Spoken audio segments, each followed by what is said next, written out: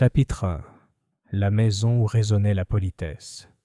C'est une vérité insuffisamment appréciée que certaines maisons recueillent le silence comme d'autres accumulent la poussière. Marchmont Hall, en retrait de la grande route entre Chalcot-Sainte-Marie et la petite gare de Marchmont Halt, était de ceux-là. Son silence n'était pas oppressant. Il observait. Il trônait dans la corniche et les plis des rideaux. Il planait dans le vaste hall d'allée où un sol noir et blanc dessinait un échiquier d'arrivée et de départ. Ce soir-là, le silence était présent, aussi discret qu'un majordome, tandis que les invités affluaient pour le week-end de charité organisé sous le patronage de Lady Aurélia Marchmont. C'était fin septembre. Le temps était devenu d'une fraîcheur qui évoquait des pommes vernies et des marches fraîchement lavées. Depuis la terrasse, le soleil rasant enflammait la rangée de hêtres, et le lac, rien de plus qu'un simple bassin, à vrai dire, miroitait de façon théâtrale, comme pour impressionner les calèches et les automobiles. Moi, le capitaine Arthur Hastings, arrivai de Townminster par le train de 4h12 et pris une voiture de location pour remonter la longue allée, les pneus sifflant sur le gravier comme de discrets murmures.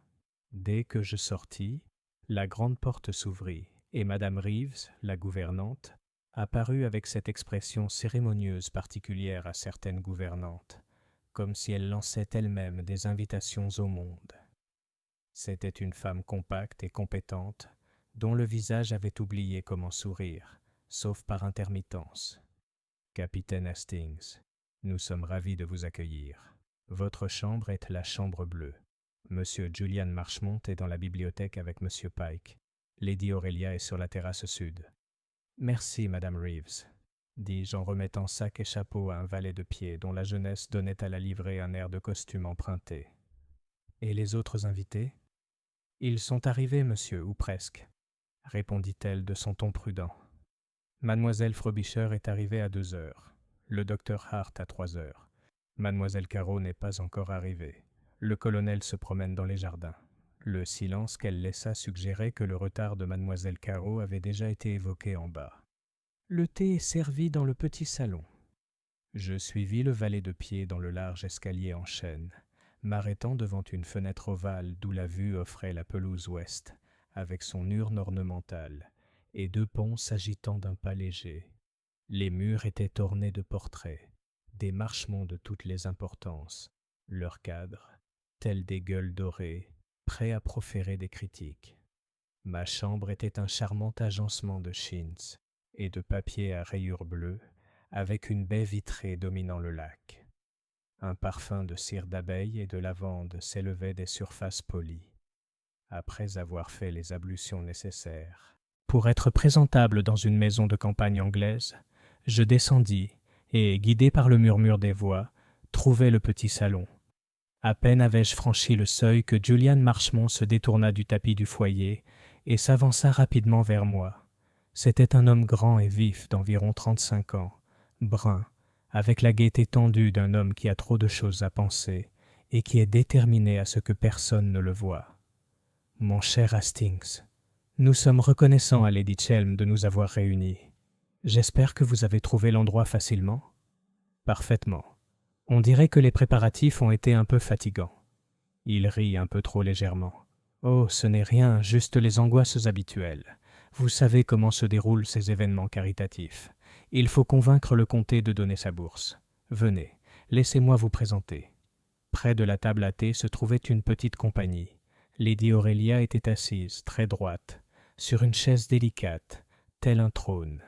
Le temps avait dessiné de fines rides autour de ses yeux et de sa bouche, mais n'avait pas dompté le bleu de son regard ni la force de sa volonté. À côté d'elle, versant le thé d'une main prudente, se trouvait Miss Lydia Frobisher, la dame de compagnie rémunérée, mince, blonde, avec cette modestie qui se révèle par l'effort même qu'elle fait pour passer inaperçue.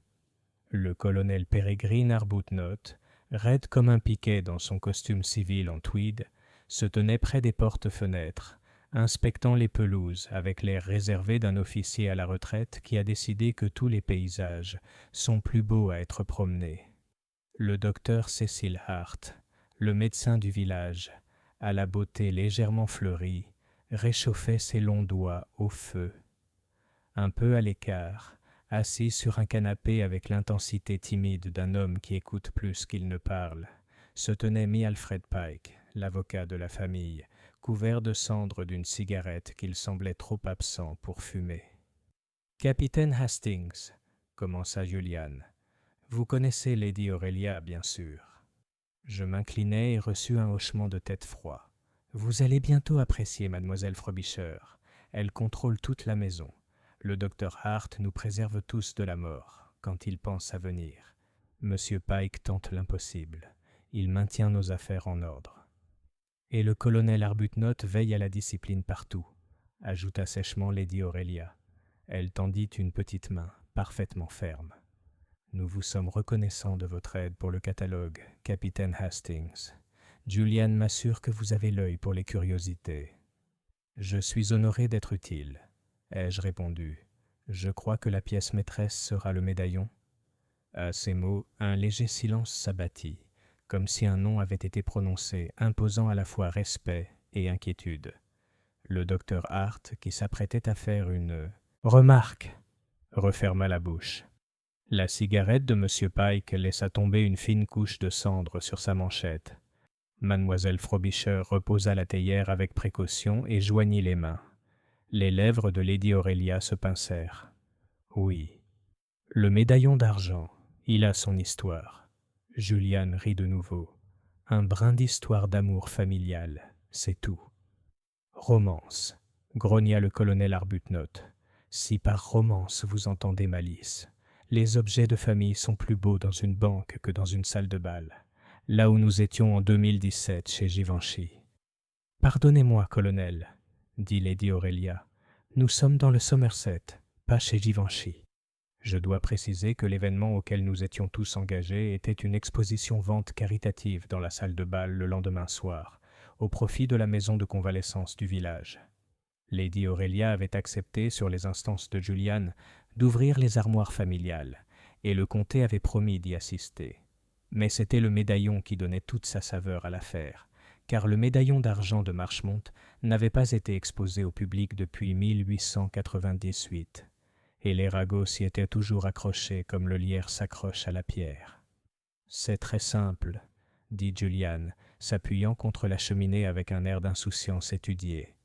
Un médaillon en argent en forme de cœur, orné de vignes, réalisé dans les années 1860. Il s'ouvre sur 2 miniatures. Personne ne connaît l'artiste. Sur le devant sont gravés 2 noms, à peine visibles. L'écriture est presque inaudible. « 2 noms ?» demandai-je. Le regard de Lady Aurelia se porta sur Miss Frobisher. « Vous pouvez répéter les noms, Lydia. » Miss Frobisher rougit légèrement. « Ce sont Alethea et Marie, » dit-elle d'une voix douce. « On a toujours cru qu'Alethea était la cadette des Marchmont, morte à 20 ans, et Marie, peut-être Marie de Villon, son amie. »« Sa gouvernante, » répondit M. Pike, précis et sec. « Il y a une référence dans une lettre de 1867. Mademoiselle de Villon, récemment arrivée de Liège. »« Belge, » murmura le docteur Hart. Comme c'est approprié si notre vieil ami M. Poirot était là. À ce nom, mon cœur fit un petit bond, comme toujours, comme on le ressent lorsqu'une porte familière s'ouvre brusquement. Je n'avais pas dit à Julian que j'avais parlé de l'événement à Hercule Poirot. Je n'avais pas non plus reçu de réponse à mon message. Je ne savais pas s'il était à Londres ou ailleurs. Il était absurde de l'imaginer débarquer pendant notre petit week-end à cause d'un bibelot aux lettres usées. Pourtant, qui dit psychologie dit Poirot, et l'amour a sa propre psychologie. Lady Aurelia, ayant autorisé la digression, la conclut d'un geste de la main qui engloba la table à thé, la fenêtre et même la maison. Le médaillon sera exposé dans la vitrine avec les autres pièces demain à 11h. Monsieur Pike a réglé les reçus et Julian a promis de verrouiller la vitrine chaque fois que nous quitterons la salle de bal. Je n'ai pas envie de journaux. Le comté peut bavarder. Je refuse les voyous londoniens.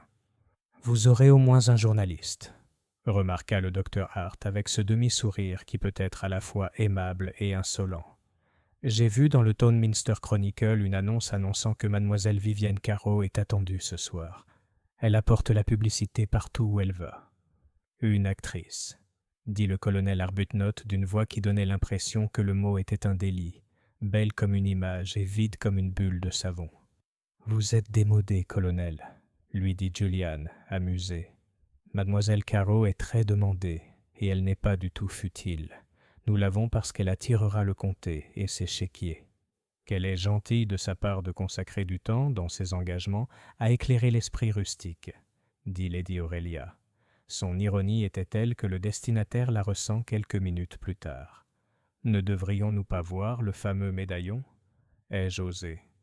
Si je dois écrire les étiquettes de la boîte, il serait préférable de commencer.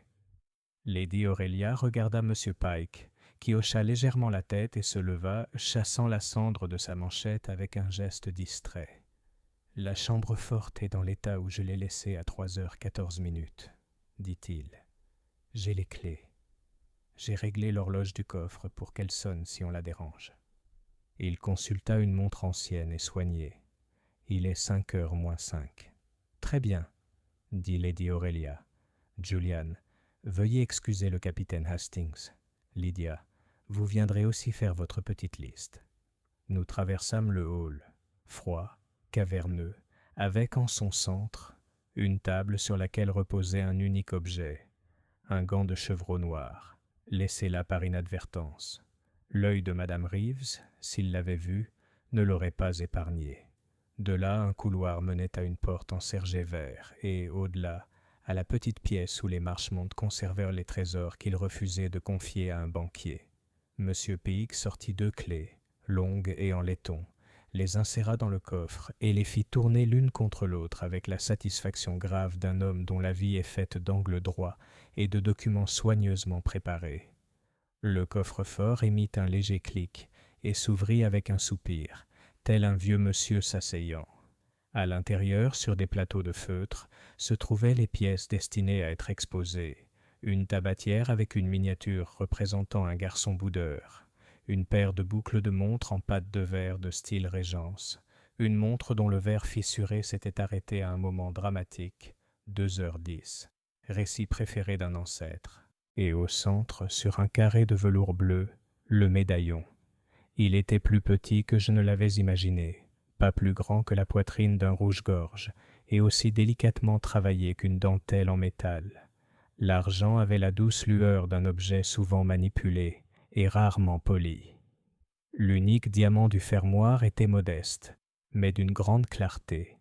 Lorsque mademoiselle Frobisher le souleva, avec précaution, comme on soulève un oiseau endormi, la charnière cachée trembla légèrement, comme si la mémoire elle-même reprenait son souffle.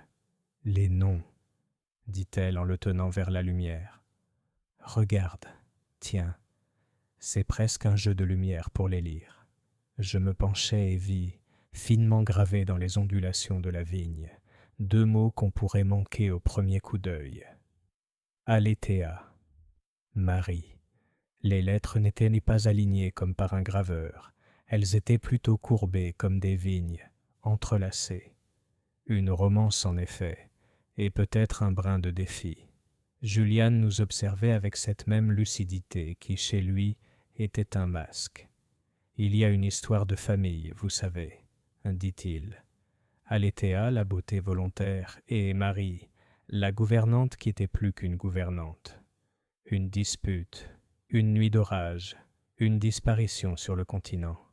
Et puis, parce que le 19e siècle aimait les belles fins, la mort tragique d'Aletheia.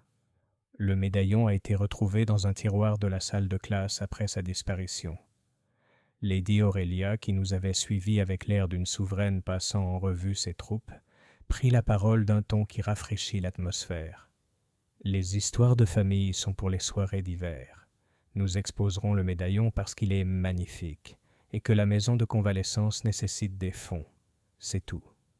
En quittant la chambre forte, j'eus l'impression, rien de plus qu'une impression, que la main de mademoiselle Frobisher tremblait légèrement à l'endroit où le médaillon reposait à nouveau sur le velours. C'était peut-être le courant d'air provenant de la porte en sergé vert. Peut-être rien. Pourtant, Lorsque nous rejoignîmes les autres et que le thé reprit son cours, je remarquai que le regard de mademoiselle Frobisher se posait sans cesse sur l'horloge de la cheminée. À 5h15, le silence de la maison changea. Il est curieux de constater à quel point l'arrivée a son propre son. On l'entend dans le balancement des pas, dans le changement de ton lointain en bas de l'escalier, dans la façon dont les portes s'ouvrent plus rapidement. Soudain, le majordome, M. Sims, un homme grand et mince au visage discret, apparut pour annoncer l'arrivée de mademoiselle Vivienne Carreau. Elle entra, illuminée par la lumière, du moins le semblait-il. Elle n'était pas vraiment belle, mais elle possédait cette qualité dangereuse qui fait pardonner à la beauté son absence. Elle attirait le regard et le gardait. Cheveux noirs, teint trop clair pour une ascendance anglaise, bouche suggérant des secrets. Elle s'arrêta juste assez longtemps dans l'embrasure de la porte pour être vue. Puis elle s'avança avec une franchise amicale, déposant une petite cape de voyage sur le dossier d'une chaise, et tendant la main d'abord à Lady Aurélia avec une charmante demi-révérence, puis à Juliane avec un regard qui suggérait des termes d'un accord déjà entendu. « Dame Aurélia, c'est gentil de votre part de m'accueillir, » dit-elle d'une voix basse et musicale. « Monsieur Marchemont, vous me pardonnerez. Les routes sont détestables, et mon cocher s'obstine à considérer chaque vache comme un dilemme moral. » Le colonel se raidit visiblement. Le docteur Hart souriait trop. Monsieur Pike se leva comme si un juge invisible avait déclaré « Objection retenue ». Le rouge de mademoiselle Frobisher monta et descendit, et Lady Aurélia, après un bref silence, inclina la tête et dit « Nous manquons toujours de routes détestables. Elles tiennent les mauvaises personnes à distance. » Il était peut-être absurde de penser au danger à ce moment-là. Rien ne pouvait nous alarmer. Nous étions un petit groupe réuni pour une bonne cause dans une maison qui avait connu naissance, décès, dîner, disputes, réconciliation et le lent passage des saisons. Pourtant, j'avoue que la présence du médaillon, si longtemps resté dans la rumeur et qui allait maintenant briller dans une vitrine pour que les voisins puissent l'admirer, était étrangement posé sur la maison comme une nouvelle parure sur une vieille dame. Il dégageait un éclat qui n'était pas de mise, et les étincelles mal placées ont tendance à attirer le mauvais œil. À 6h moins 7, je traversai le hall par hasard, et vis sur la table centrale que le gant de chevreau noir avait disparu. À sa place, une petite trace, aussi pâle qu'un fusain effleuré. Cela ne signifiait rien, bien sûr. Une servante avait emporté le gant et raté son coup de chiffon. Pourtant, en jetant un coup d'œil vers le couloir où se trouvait la chambre forte, je crus voir le tapis vert bouger légèrement dans le courant d'air, si c'en était un. Le dîner devait être servi à 8h précises. À 7h30, tandis que la maison gravissait l'escalier des préparatifs, eau chaude en bidon, vapeur des fers à repasser, voix qui s'appelaient sans qu'on les entende. Debout à ma baie vitrée, je regardais les dernières lueurs du lac disparaître. Un oiseau vola à basse altitude, traçant un reflet qui se brisa à son contact. Au loin, un chien aboya encore, puis se tut. Je me suis alors souvenu, avec un léger pincement d'impatience étrangement mêlé de culpabilité, que j'avais écrit à Hercule Poirot. J'avais écrit d'un ton léger. Un joli casse-tête pour vos petites cellules grises, si vous voulez vous amuser. Et j'avais scellé mon message avec le sentiment de tendre un petit appât à un gros poisson.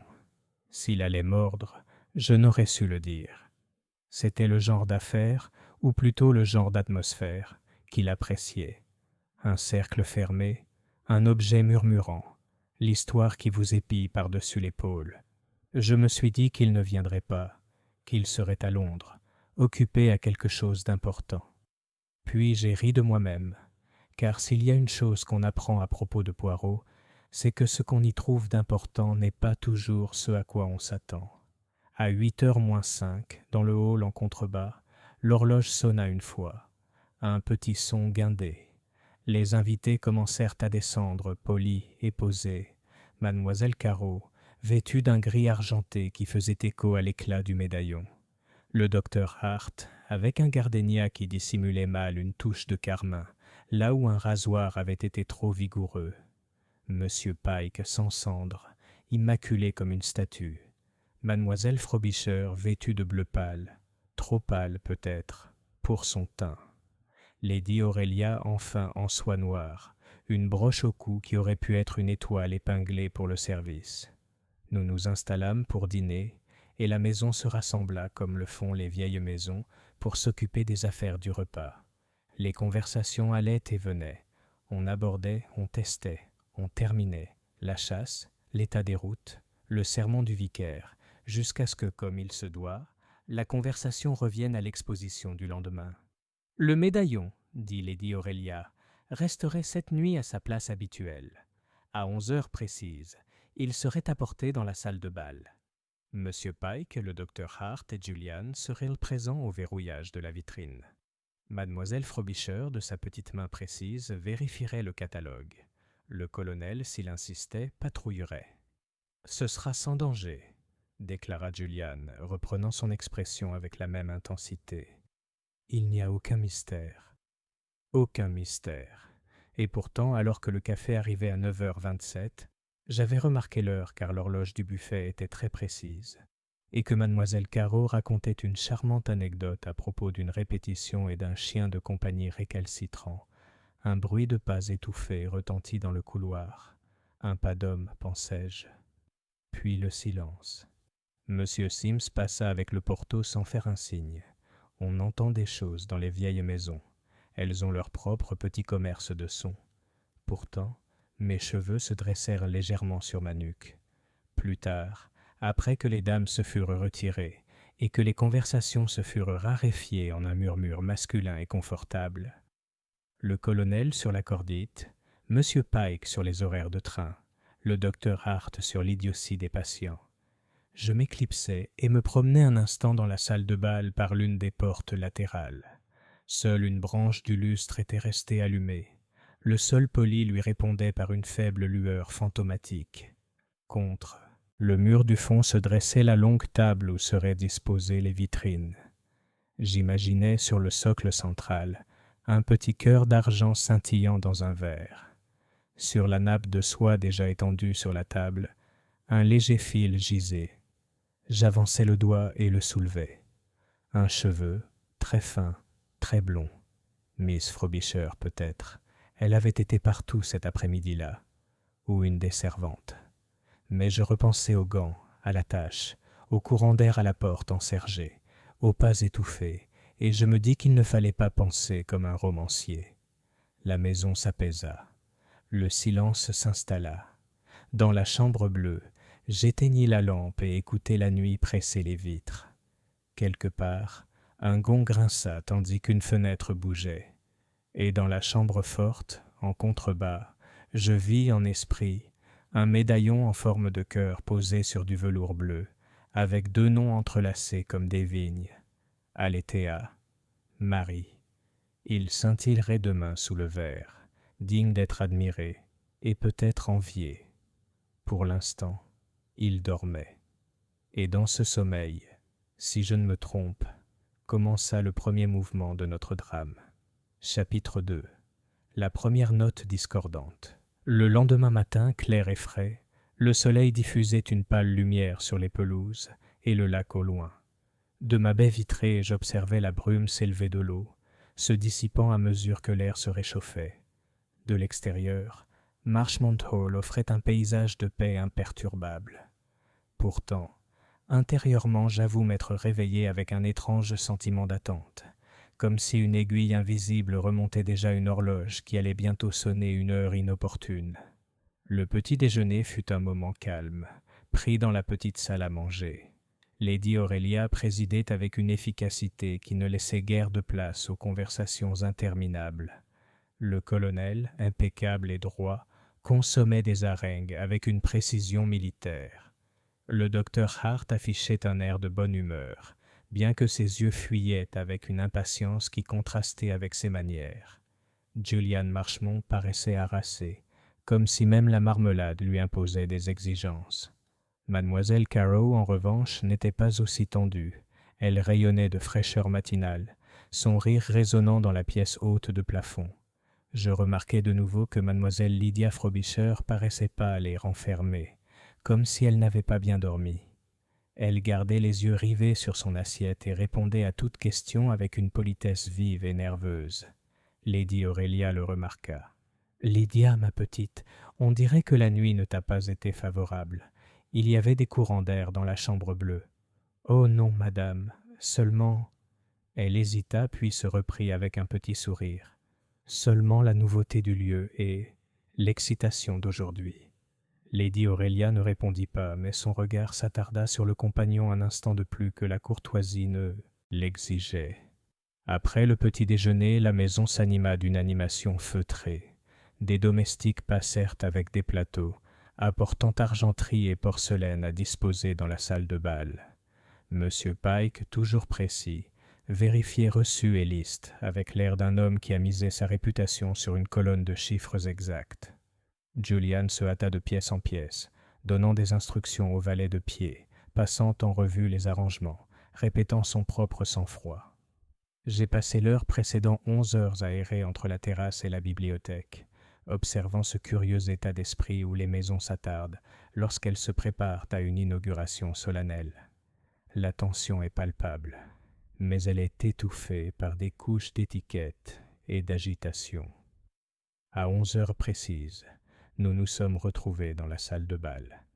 Les grands lustres étaient allumés, même si le jour brillait à travers de hautes fenêtres.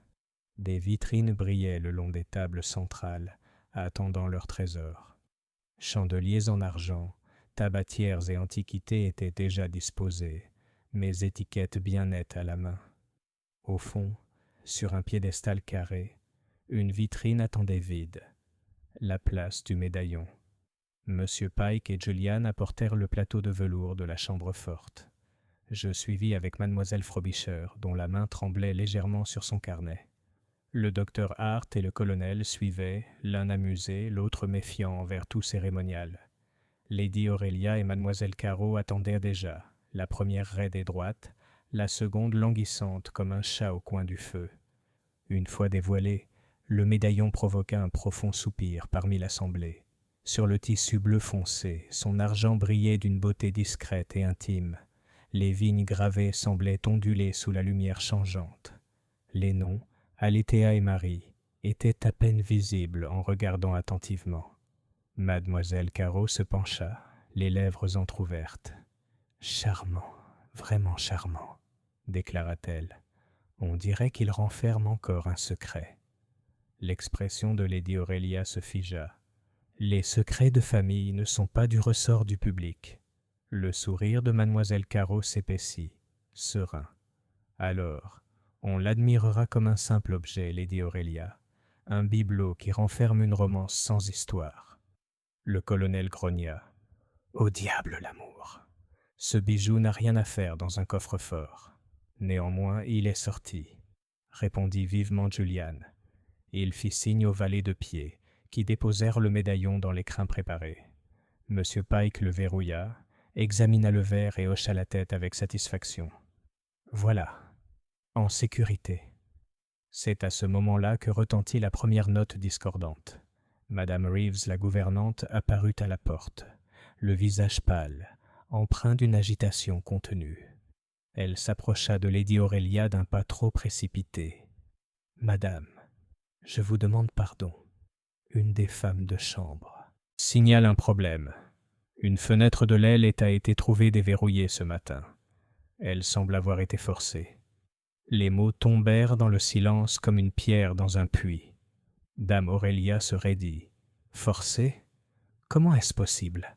L'aile n'est pas utilisée. » Les yeux de Madame Reeves s'écarquillèrent. « Il se doit, madame, mais les traces sont évidentes. Quelqu'un est entré. » Le docteur Hart émit un léger sifflement. Julian fronça les sourcils.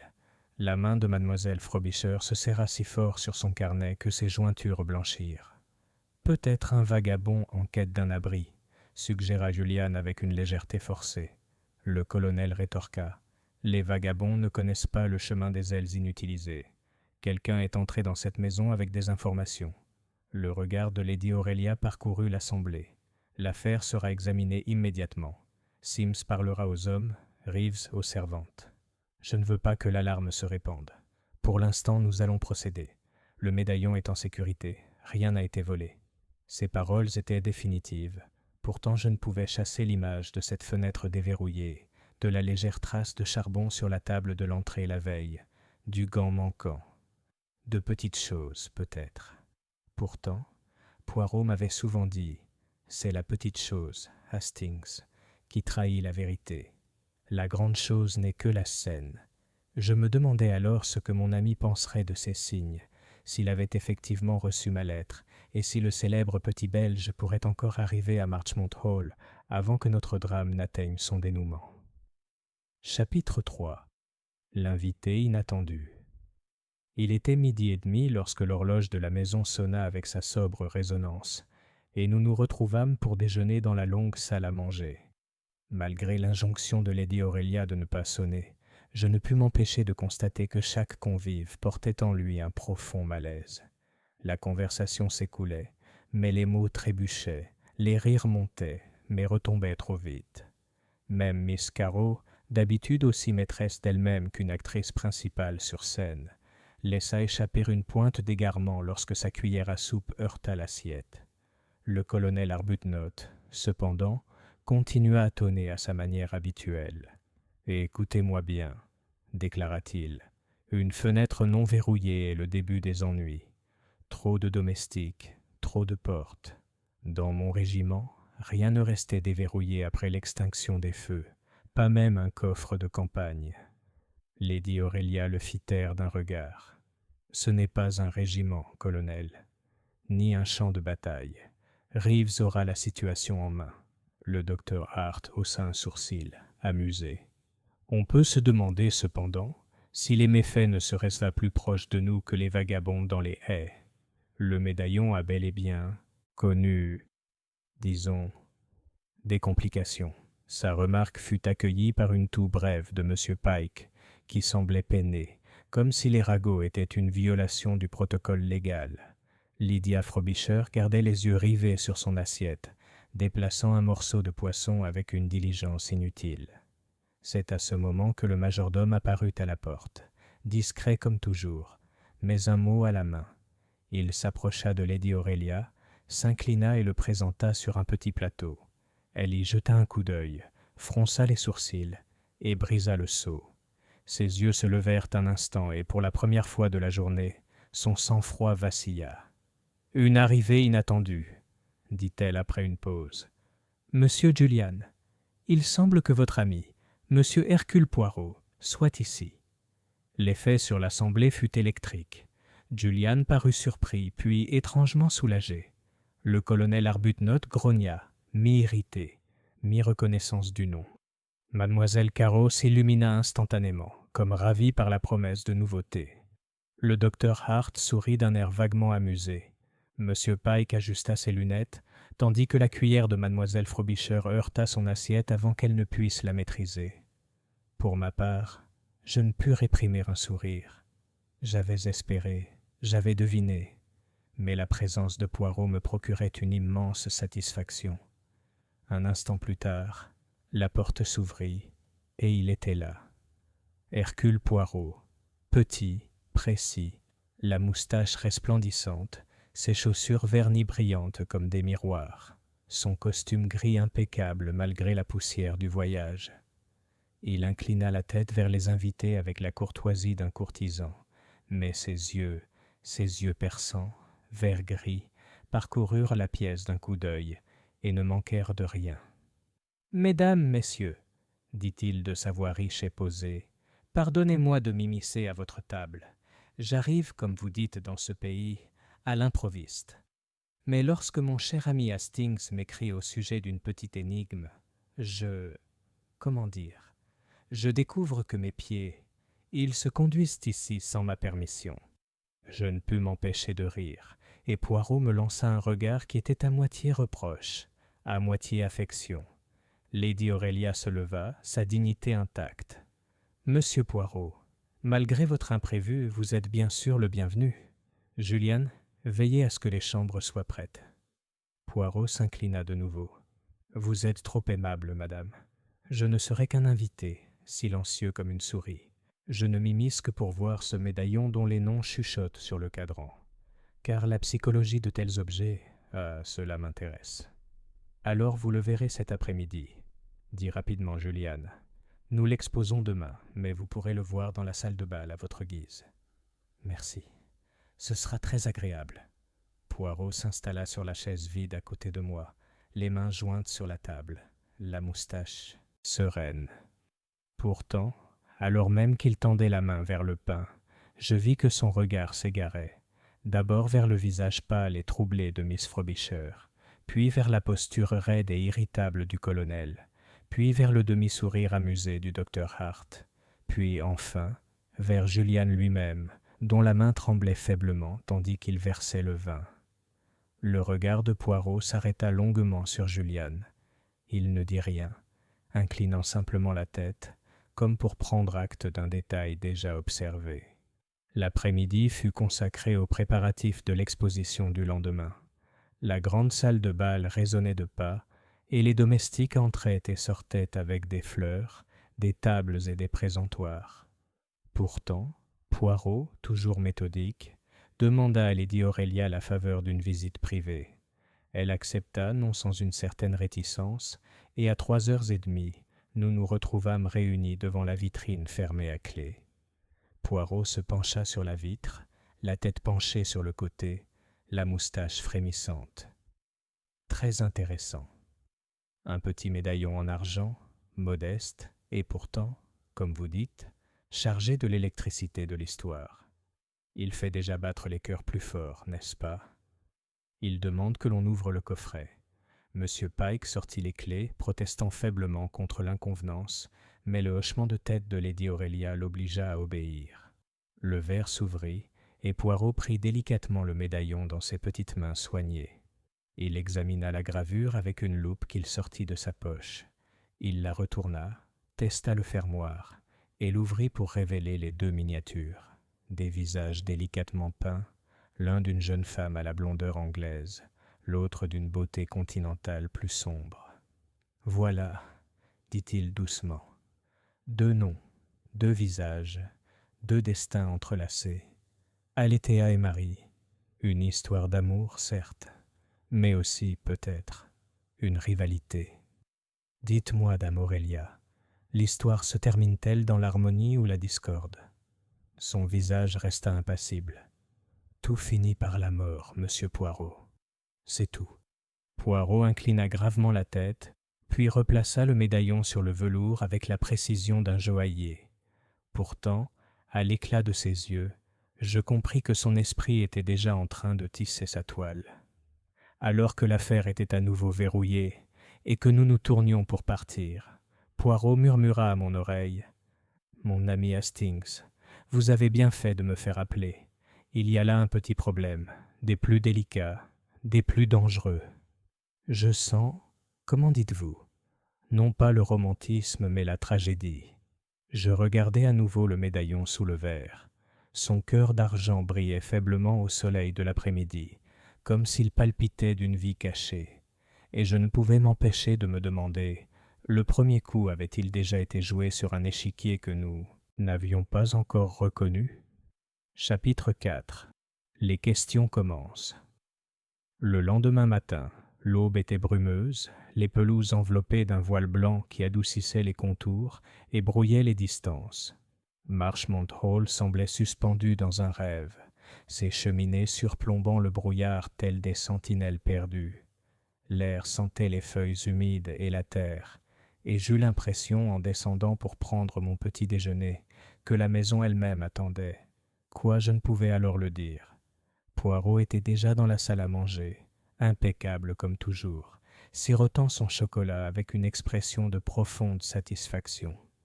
Un œuf à la coque était posé devant lui, intact, sa coquille luisant comme de la porcelaine. Il leva les yeux à mon entrée, ses moustaches frémissant en signe de reconnaissance amicale. « Ah, Hastings, tu as bien dormi, n'est-ce pas ? » ?»« Parfaitement. Et toi ? » ?»« Mais naturellement. Je dors toujours bien. Ma conscience est tranquille, ma digestion est superbe. » Il baissa légèrement la voix. « Ce sont les esprits des autres, mon ami. qui ne sont pas aussi tranquilles. Observe. Je suivis son regard. Lydia Frobisher entra à cet instant, pâle comme la cire d'une bougie, les yeux cernés. Elle murmura un bonjour, mais ses mains tremblaient en versant le café. Le colonel suivit, vif et bruyant, se plaignant de courants d'air dans le couloir. Le docteur Hart entra nonchalamment en fredonnant un air d'opéra. Julian semblait distrait, tandis que Lady Aurelia présidait dans son silence impérieux habituel. Mademoiselle Caro fut la dernière, sa robe gris argenté reflétant la lumière, son sourire aussi éclatant que si elle vivait sous un projecteur perpétuel. Je savais que les petites cellules grises de Poirot étaient déjà en pleine activité. Après le petit déjeuner, Lady Aurelia se leva. « Monsieur Poirot, puisque vous êtes ici, je dois vous demander ce qui vous intéresse vraiment. Le médaillon est un bijou. Il sera exposé demain, puis remis en lieu sûr. Il n'y a rien de plus. » Poirot s'inclina. « Madame, je suis ici uniquement parce que mon ami Hastings m'a invité. Il pensait, comment dire, qu'il y avait peut-être une petite énigme, un petit problème. Et déjà il y a des petites choses qui m'intéressent. Une fenêtre forcée, un gant égaré, une agitation inexpliquée.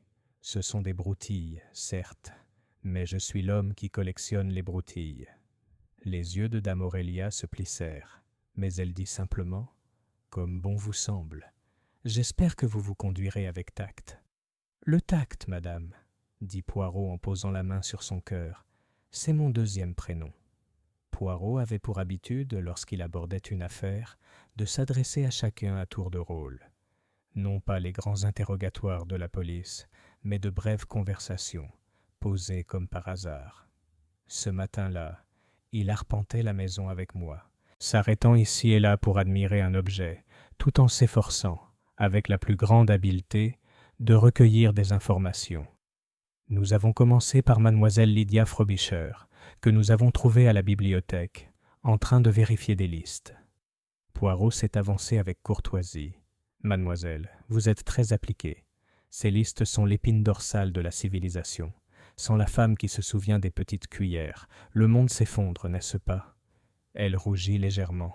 « Je ne fais que ce que dame Aurélia exige. »« Ah, mais vous le faites avec tant d'assiduité. Pourtant, vous êtes fatiguée. Vous n'avez pas dormi la nuit dernière ?» Elle hésita.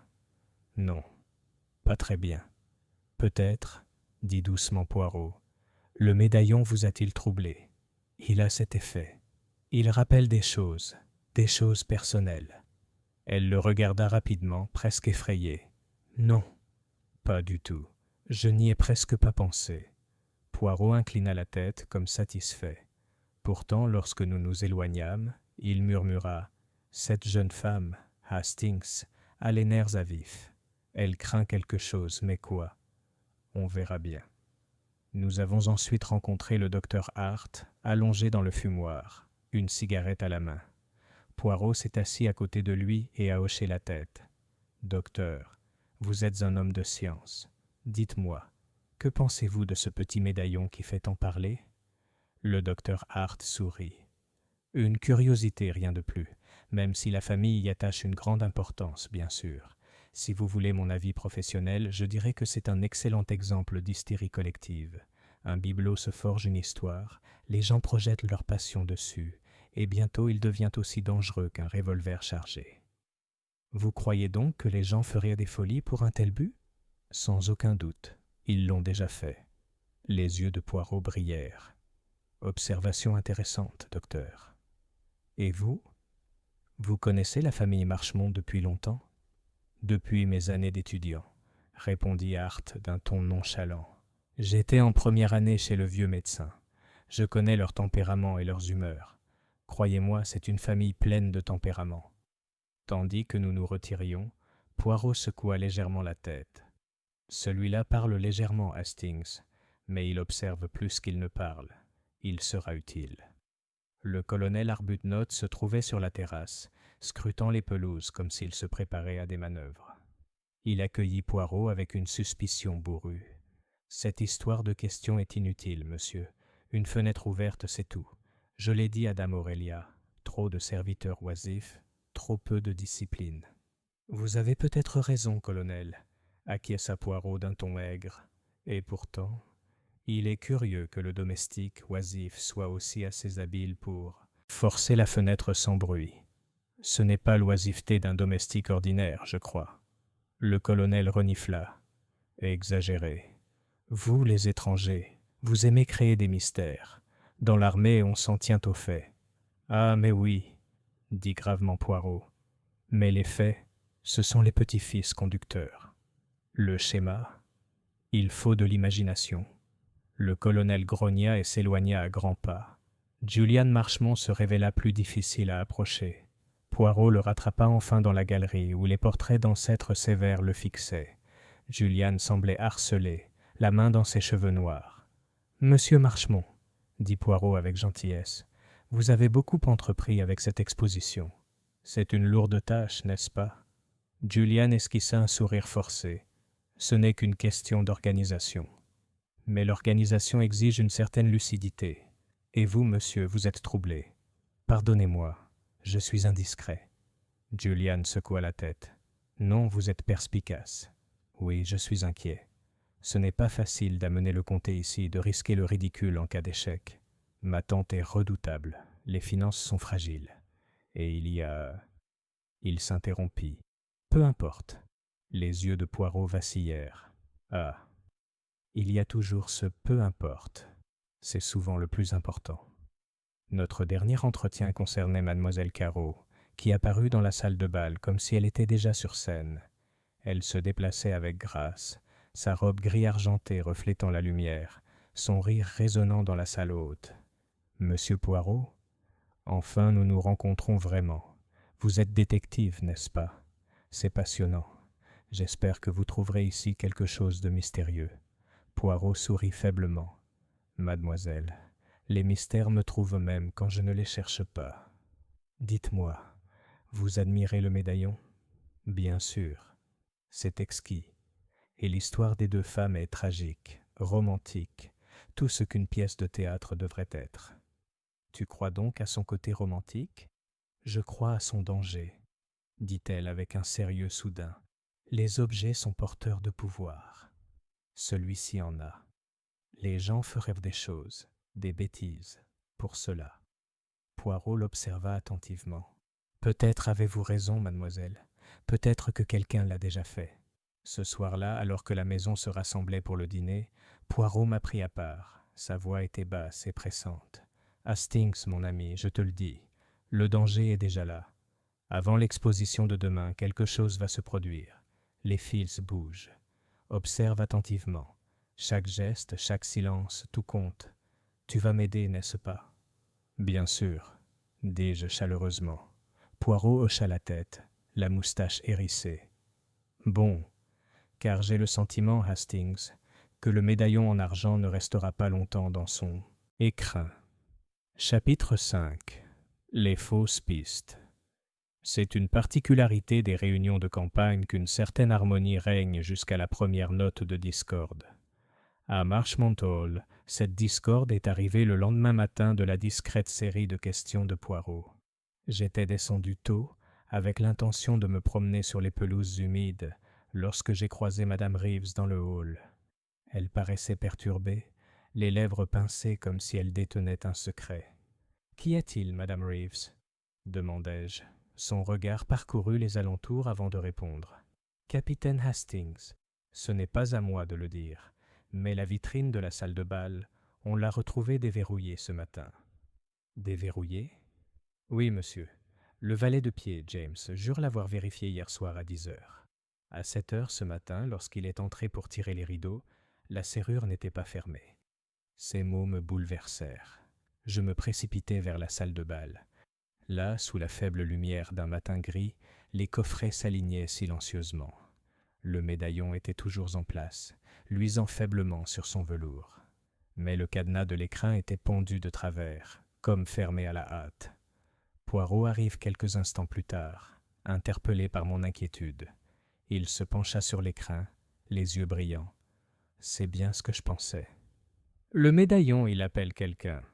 Ils ont touché, ils ont testé, mais ils n'ont pas encore pris. « Mais qui ?» demandai-je. Qui dans la maison oserait? Poirot leva le doigt. Patience, Hastings. Il faut laisser le coupable se révéler. Ce matin-là, le petit déjeuner fut tendu.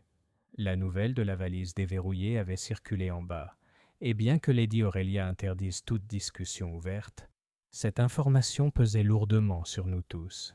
La conversation était guindée. Le colonel était irritable, le docteur Hart amusé, mademoiselle Caro théâtralement choquée. Julian paraissait hagard.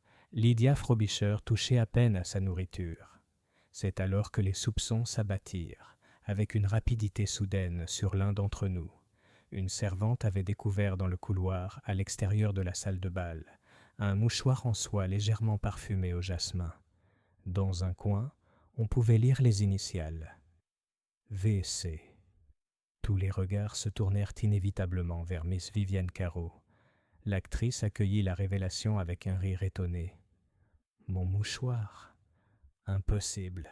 Je l'ai laissé sur ma coiffeuse hier soir. » « Pourtant, on l'a retrouvé à l'extérieur de la salle de bal, » dit Lady Aurélia d'un ton glacial. « Pouvez-vous m'expliquer cela, mademoiselle Caro ?» Vivienne écarta les mains et haussa les épaules. « Peut-être qu'une servante l'a porté. Peut-être qu'un admirateur l'a emprunté. Dois-je être accusé de cambriolage parce que je possède du linge ?» Le colonel renifla. « Les actrices sont toujours entourées de mystères. Je ne serais pas surpris qu'il s'agisse d'un stratagème publicitaire. » Les yeux de mademoiselle Caro lancèrent des éclairs. « Si je désirais de la publicité, colonel, je pourrais l'obtenir sans me faufiler dans les couloirs. Cette simple suggestion est insultante. » Le docteur Hart rit doucement. « Pourtant, c'est suggestif. Qui d'autre porte du jasmin à Marchmont Hall? »« Messieurs, » interrompit Poirot d'une voix calme mais ferme. « Il ne faut pas tirer de conclusions hâtives. Un mouchoir peut être jeté, ou même caché. Ce n'est pas une preuve. » Mais le soupçon avait germé. Toute la matinée, des murmures s'étaient emparés de Miss Caro. Les domestiques la regardaient de travers. Les invités l'évitaient avec une froideur polie. L'actrice supportait cela avec un mélange d'amusement et d'irritation, mais je voyais bien que sous son sang-froid se cachait la colère. Plus tard, Poirot et moi nous sommes retrouvés à la bibliothèque. Il se tenait à la fenêtre, contemplant pensivement les pelouses enveloppées de brouillard. « Eh bien, Hastings, dit-il enfin, qu'en penses-tu? Est-ce l'actrice qui cherche le médaillon? » « C'est probable, ai-je admis. Son mouchoir a été retrouvé là. Elle a la vanité de sa profession. Peut-être voulait-elle porter le médaillon pour s'en vanter. »« Ah, mon ami, tu vois toujours la surface. Mais en dessous, il y a une autre histoire. » Poirot se retourna, les yeux brillants. « Réfléchis, mademoiselle Caro n'est pas idiote. Elle sait qu'on l'observe. Risquerait-elle sa position, sa réputation, pour la simple curiosité de manipuler le médaillon? Non. Et qui plus est, cette découverte, elle arrive trop tôt, trop opportune. C'est, comment dire, une fausse piste. Tu veux dire qu'il a été planté? Exactement.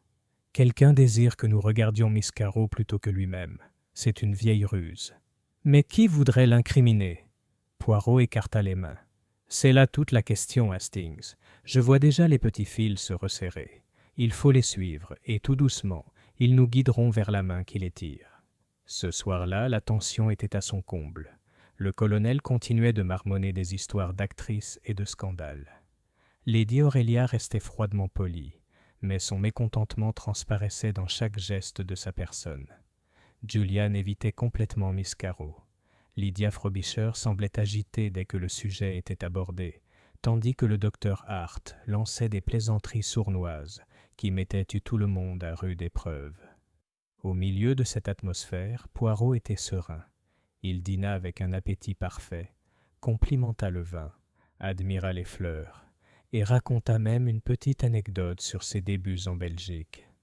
Pourtant, je savais que son esprit travaillait sans relâche. Quand enfin les dames se furent retirées et que les hommes s'attardèrent sur le porto, Poirot se pencha vers moi.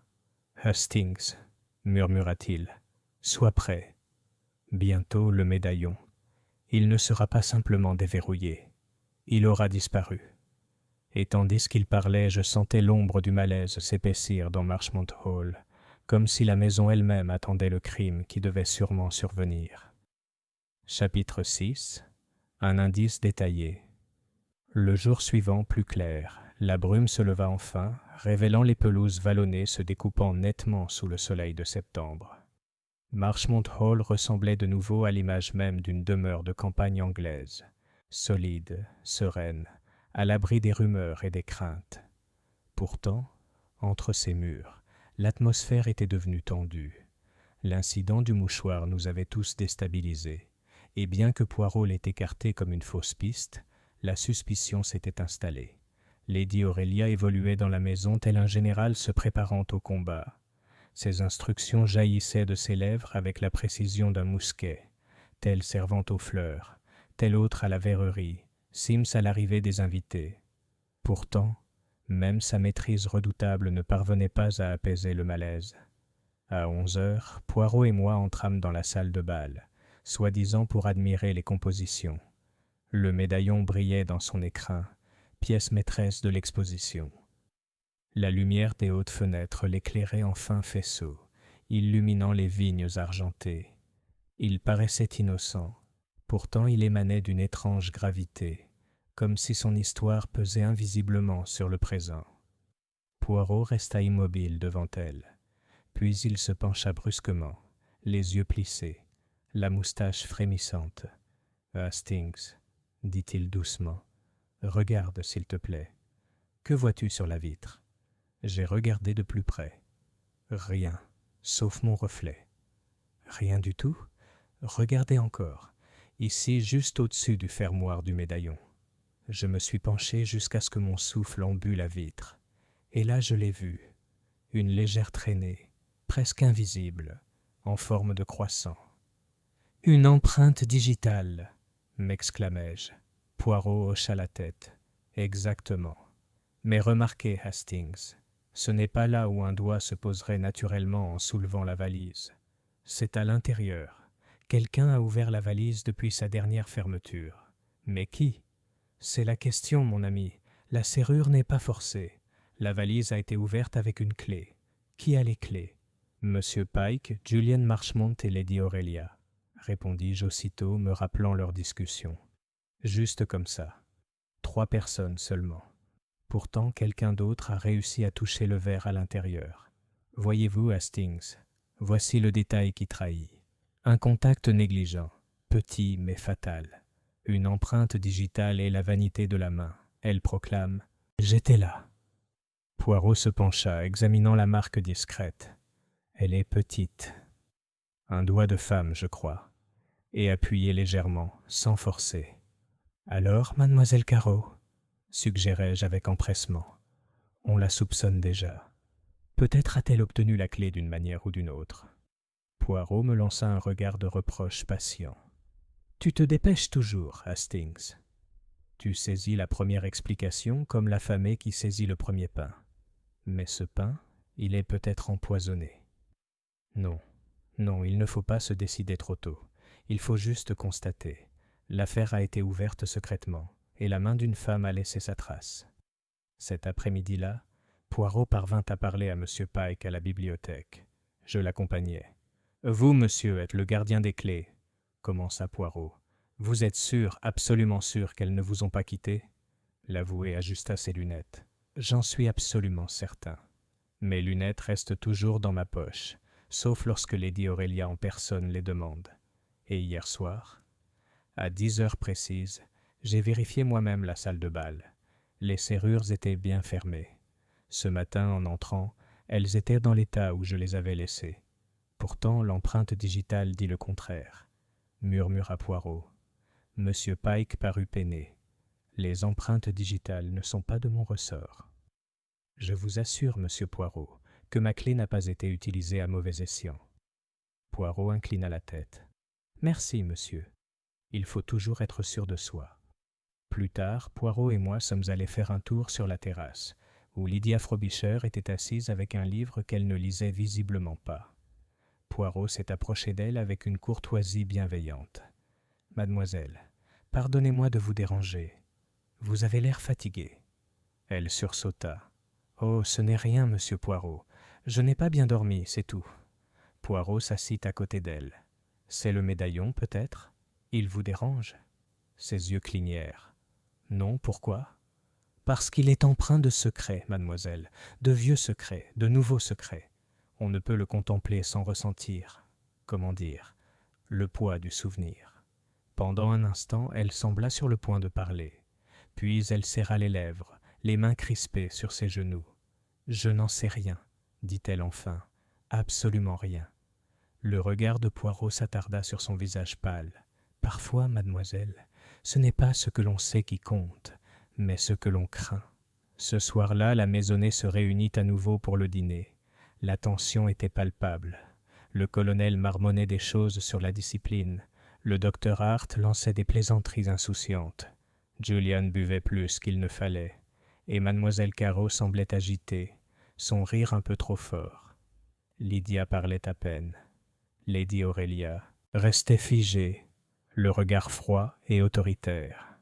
Alors que le café était servi, Poirot se pencha vers moi et murmura « Hastings, l'affaire touche à sa fin. L'empreinte digitale, le mouchoir, la fenêtre, ce ne sont que des ombres. Le véritable drame, il commence bientôt. Observez, écoutez, observez. Car je vous le dis, bientôt, le médaillon disparaîtra. » Et même si le cœur d'argent brillait encore sous son verre dans la salle de bal, je sentais la vérité de ces paroles s'installer dans la maison comme le silence avant une tempête. Chapitre 7. D'autres mensonges font surface. La tempête, lorsqu'elle éclata, ne fut pas une tempête de neige, mais une tempête de mots. Le lendemain matin, tandis que la maisonnée se préparait pour l'exposition, rumeurs et soupçons tourbillonnèrent à Marchmont Hall, avec l'agitation d'un vent d'automne. La découverte de l'empreinte digitale n'avait été révélée qu'à Poirot et moi, mais la tension engendre ses propres rumeurs, et bientôt des secrets commencèrent à se dévoiler de la manière la plus insolite. Au petit déjeuner, la compagnie se rassembla, tendue mais apparemment sereine. Lady Aurélia conservait sa redoutable dignité, mais Julian avait le visage tiré et parlait à peine. Miss Caro jouait avec ses toasts, son regard errant comme si elle savourait les nuances dramatiques. Lydia Frobisher paraissait malade, tandis que le docteur Hart était de bonne humeur. Trop, en effet, pour le réconfort des autres. C'est lui qui apportait le premier coup. « Ma chère Lady Aurélia, » dit-il nonchalamment, « j'ai croisé Julian hier à Donminster. J'espère que cela ne vous dérange pas que je vous en parle. » Julian releva brusquement la tête. « Que veux-tu dire ? » « Seulement vous sembliez engagé dans une conversation sérieuse avec un gentleman de Londres. Un prêteur, n'est-ce pas ?» Le regard de dame Aurélia se tourna vers son neveu avec un feu glacial. « Julian ?» Julian rougit. « C'est intolérable. Oui, j'ai rencontré un homme, un de mes associés. Ce n'était pas comme le suggère le docteur Hart. »« Allons, » insista Hart, « je connais l'allure de ces types. Drap trop brillant, chaîne de montre trop lourde. Je parierais qu'il n'était pas un associé de la loi, Pike, hein ?» Monsieur Pike avait l'air peiné et ne dit rien. La voix de dame Aurélia trancha l'air. « Julian, tu vas t'expliquer. » Mais Julian repoussa sa chaise. « Il n'y a rien à expliquer. J'avais besoin de conseils, des conseils financiers. C'est tout. » Il sortit de la pièce, laissant derrière lui une atmosphère de silence scandalisé. Poirot, qui beurrait ses tartines avec une délicate précision, murmura doucement. « Voilà, un mensonge fait surface, et il en entraîne d'autres dans son sillage. Toujours l'argent, c'est la racine qui pousse sous la terre. » Plus tard dans la matinée, Poirot me demanda de le suivre pour une promenade dans les jardins. Le brouillard s'était levé, laissant les pelouses lumineuses, mais l'air était vif. Il marchait lentement, les mains jointes dans le dos.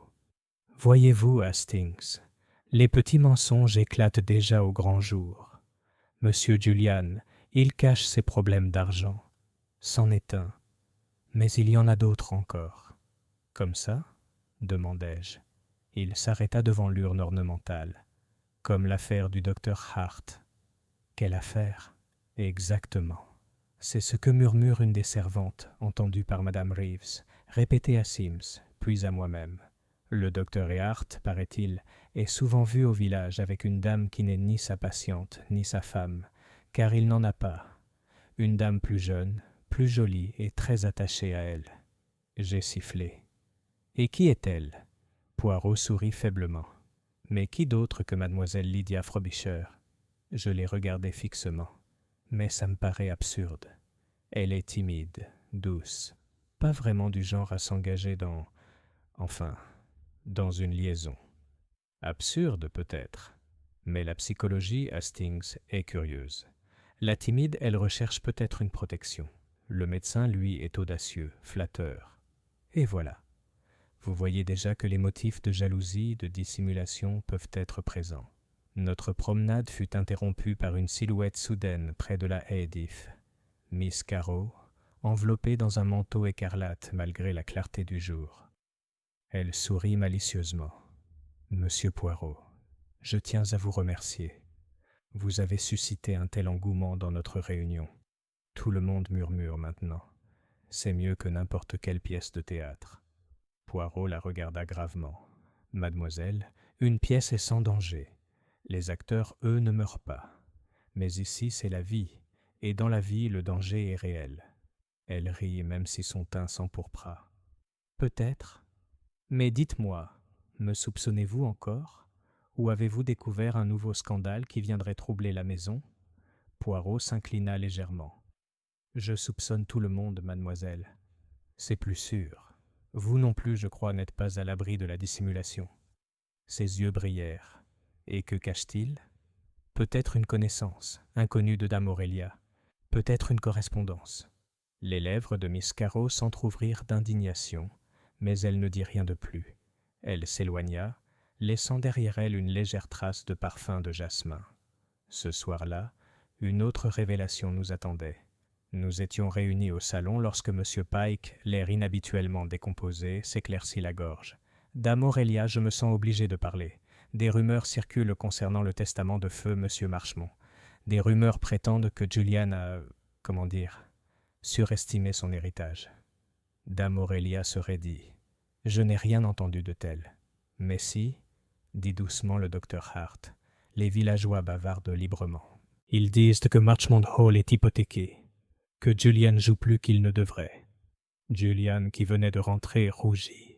« Mensonge, mensonge malveillant. » Monsieur Pike écarta les mains. « Je ne les écarte pas, monsieur. Je ne fais que les signaler. Mais je dois avouer qu'il y a des irrégularités dans les comptes. » Julian s'élança. « Tu oses me questionner ?» Poirot intervint doucement. « Messieurs, mesdames, du calme, s'il vous plaît. Nous ne devons pas nous disputer. Admettons simplement, il y a des secrets ici, des secrets d'argent, des secrets de cœur. Et là où les secrets se multiplient, » il marqua une pause, son regard passant d'un visage à l'autre, la colère rouge de Julian, la pâleur de Lydia, le calme amusé de Hart, le défi incessant de Carroll, le dédain glacial d'Aurélia. « Là où les secrets se multiplient, » conclut-il doucement, « un crime n'est pas loin. » Les mots restèrent suspendus dans l'air, et malgré le feu qui brûlait intensément dans la cheminée, je sentis un frisson parcourir la pièce, comme si Marchmont Hall lui-même avait tremblé. Chapitre 8. Le tournant émotionnel. La soirée des révélations laissa la maison déstabilisée, tel un échiquier où chaque pièce aurait été déplacée sans jamais être retirée. Le médaillon restait dans son écrin, scintillant faiblement sous les lustres de la salle de bal, mais sa présence semblait presque moqueuse. Un objet trop fragile pour expliquer la tempête qu'il avait déjà provoquée. Le lendemain devait être calme. Dernière répétition pour l'exposition. Invité du comté attendu le lendemain. Pourtant, à peine les plateaux du petit déjeuner étaient-ils débarrassés, qu'une première brèche apparut dans le calme. Lydia Frobisher arriva tard au petit salon, les mains tremblantes au point de renverser du thé sur la nappe. La réprimande de Lady Aurélia fut cinglante. « Vraiment, Lydia, tu deviens insupportable. Si tu ne sais pas manier une théière, à quoi me sers-tu » À ces mots, Lydia pâlit et fondit en larmes de façon soudaine et choquante. « Madame, pardonnez-moi, je ne peux pas le supporter. Je ne peux pas. » Le silence retomba dans la pièce. Le colonel Arbuthnot toussa dans sa serviette. Le docteur Hart haussa un sourcil amusé, et Julian parut alarmé. Poirot, cependant, se leva aussitôt et emmena doucement la femme en sanglots hors de la pièce. Je le suivis. Dans la bibliothèque, à l'écart des autres, Lydia s'affala sur une chaise, le visage enfoui dans ses mains. Poirot, avec un tact exquis, sortit de sa poche un petit mouchoir impeccable et le lui tendit. « Mademoiselle, dit-il doucement, vous êtes en détresse. Parlez si vous le voulez bien.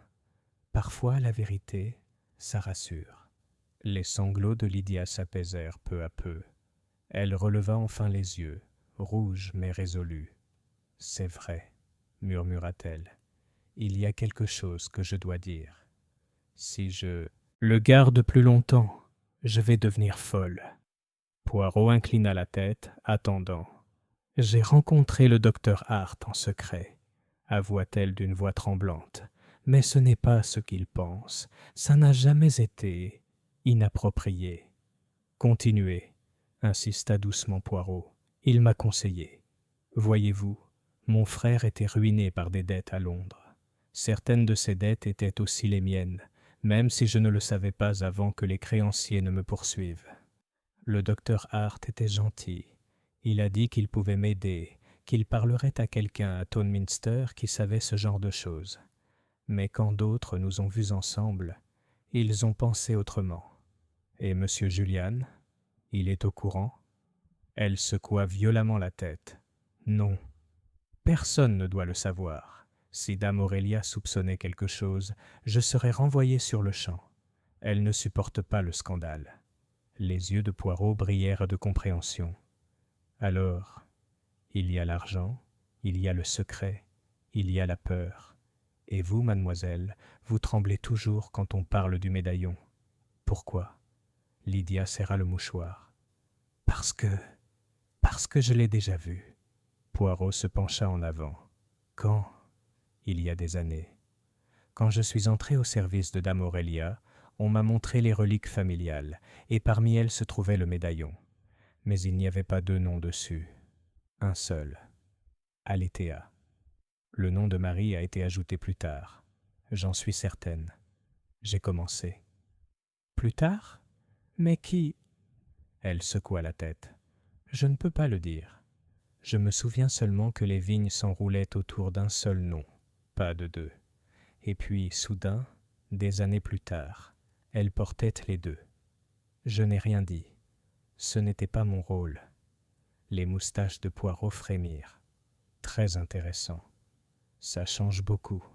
Car si un nom est ajouté après, ce n'est pas de la romance, c'est une intrusion. Peut-être un mensonge. Quelqu'un souhaitait que Marie aussi soit mentionnée. Quelqu'un avec un mobile. » Lydia s'effondra à nouveau, épuisée. Poirot la réconforta gentiment et me demanda de l'accompagner à l'étage pour se reposer. À mon retour, j'ai trouvé Poirot seul dans la bibliothèque, en train de faire les 100 pas. « Voyez-vous, Hastings, » dit-il gravement, « la vérité surgit déjà, telle une souris hors de son trou. Le mouchoir de Miss Carrow, les dettes de Julian, les rencontres de Lydia, le murmure de deux noms au lieu d'un. Ce sont des mensonges, des demi-vérités, des fausses pistes. Et toujours le médaillon, il est au centre. »« Tu crois à l'histoire de Lydia ?» demandai-je. Poirot leva le doigt. « Elle n'a pas tout dit, mais suffisamment. Ses larmes étaient sincères. Sa peur, elle, est réelle. Mais elle cache encore quelque chose. Il ne faut pas la forcer. » Il se tourna vers la fenêtre, où la lumière d'automne tombait froidement sur les pelouses. « Le tournant émotionnel est arrivé, Hastings. Quand les cœurs se brisent, la vérité commence à éclater. C'est alors que le criminel, lui aussi, est désespéré. Nous sommes proches, mon ami, très proches.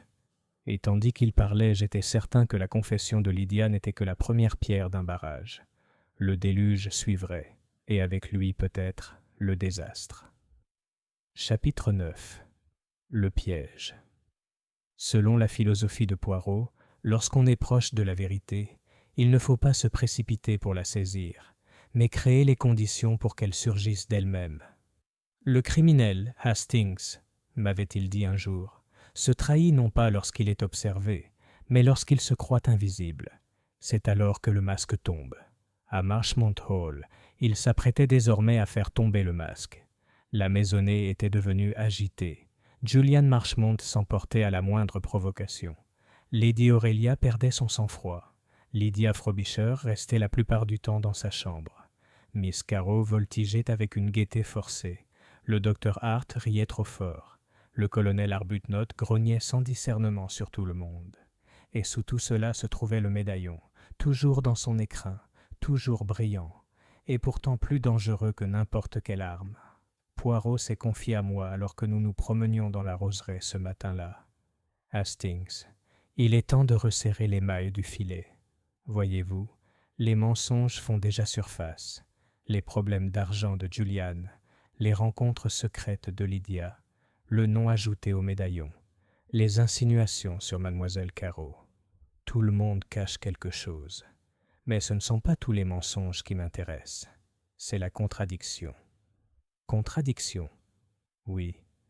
Quand quelqu'un dit une chose mais en fait une autre, quand ses actes ne correspondent pas aux paroles. Voilà. Hastings, la vérité. J'ai déjà constaté 3 contradictions de ce genre.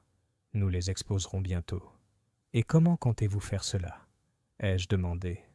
Poirot sourit, en posant un petit piège. Ce soir même, nous réunirons tout le monde dans la salle de bal. Nous parlerons du médaillon, de sa valeur, de son danger, et je dirai haut et fort que demain, il sera retiré de l'écrin, pesé et examiné par des experts londoniens. Voyez-vous, Hastings, si quelqu'un a l'intention de voler, cette nouvelle l'incitera à agir plus tôt. J'ai haleté. Tu veux dire, tu veux appâter le voleur? Exactement. On étale le fromage et la souris arrive. Le plan fut mis à exécution.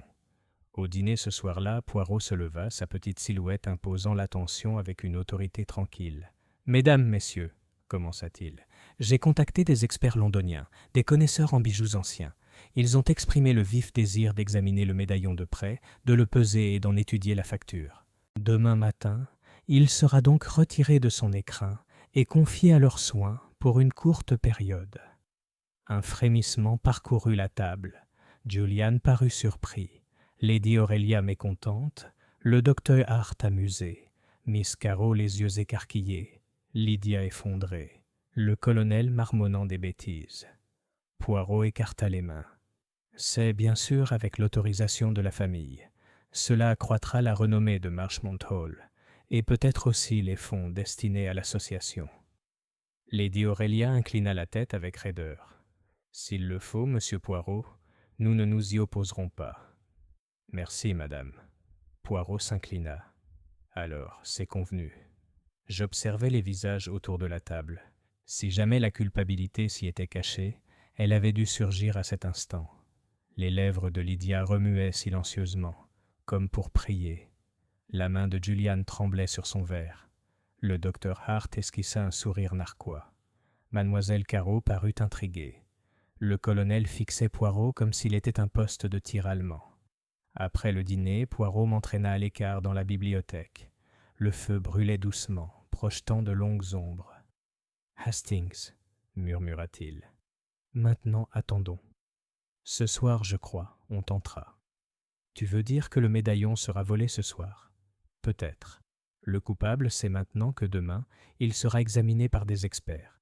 S'il y a quelque chose dans le médaillon qu'il craint de voir découvert, il agira avant. C'est inévitable. Mais ne devrions-nous pas le garder? Poirot sourit faiblement. Nous la garderons, mais pas comme vous le pensez. Surveiller ouvertement avertirait le voleur.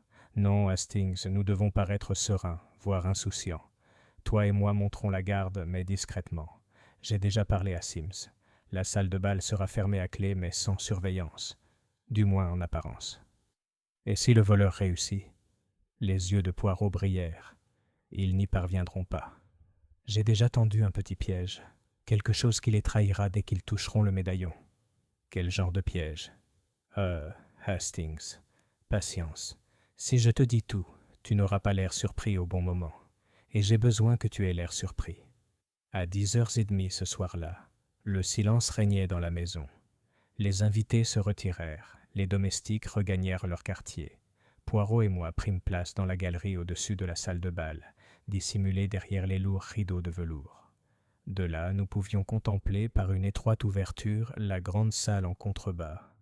Les vitrines se dressaient telles des sentinelles, silencieuses dans la pénombre. Nous attendîmes. Les minutes s'écoulèrent. Poirot, immobile comme un chat, respirait à peine. J'avoue que mes nerfs étaient tendus comme les cordes d'un violon. Minuit arriva et passa. Puis, enfin, un faible bruit. La porte latérale de la salle de bal s'ouvrit lentement, prudemment. Une silhouette s'y glissa, cape, gantée, se déplaçant furtivement. Le voleur s'approcha de la vitrine centrale. L'espace d'un instant, la silhouette se pencha, les clés scintillant dans la faible lumière. Puis, la vitrine s'ouvrit. Une main se glissa à l'intérieur, et à cet instant, Poirot à côté de moi murmura « Voilà !» car le médaillon, au contact de la main, laissa échapper une faible lueur bleu pâle, comme s'il brillait. L'intrus recula brusquement, laissant échapper un cri étouffé. Le piège de Poirot s'était refermé. J'ai regardé, stupéfait. « Quoi? Qu'est-ce que... » Poirot me serra le bras. « Chut! Laisse la souris retourner dans son trou. Demain, Hastings, nous révélerons qui c'était. » La silhouette, secouée, ferma précipitamment la valise, remit les clés et disparut dans l'ombre du couloir. Poirot expira doucement, ses moustaches se frisant en signe de triomphe. Cela suffit. Je sais maintenant. Demain, nous démasquerons celui qui convoite le médaillon. Et pourquoi? Chapitre 10. La révélation.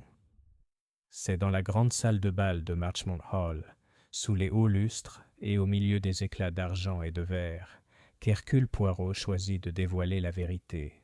L'atmosphère était chargée d'impatience, car Lady Aurélia avait donné l'ordre à tous de se rassembler à 11h.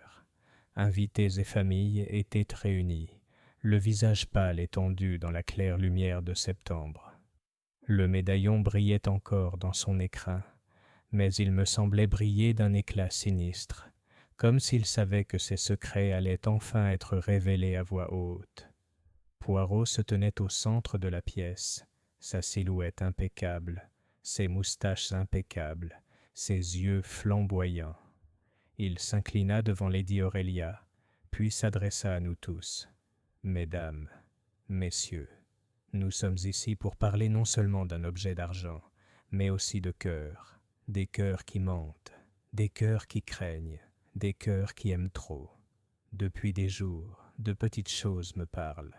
Un gant égaré, une fenêtre forcée, un mouchoir tombé, une empreinte digitale laissée. Ce sont les murmures de la vérité. Et la nuit dernière, ce murmure s'est transformé en cri. Un murmure parcourut l'assemblée. Je sentis mon pouls s'accélérer. Poirot leva le doigt. Quelqu'un parmi nous est entré dans cette salle de bal en pleine nuit. Il a déverrouillé le coffret avec une clé, s'est agrippé au médaillon et est tombé dans mon piège. Car j'avais peint le fermoir avec une solution qui brille faiblement dans l'obscurité au toucher. Ainsi Hastings et moi avons vu la main bleuir tandis qu'elle serrait. Et ce matin, en regardant autour de la table du petit déjeuner, j'ai vu la tache qui trahissait le secret. Tous les regards se tournèrent vers la compagnie, scrutant, accusant.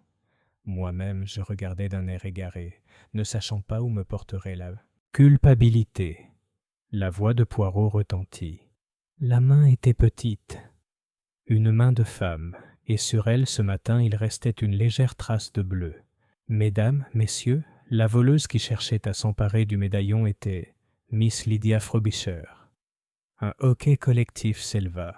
Lydia poussa un cri, les mains portées à son visage.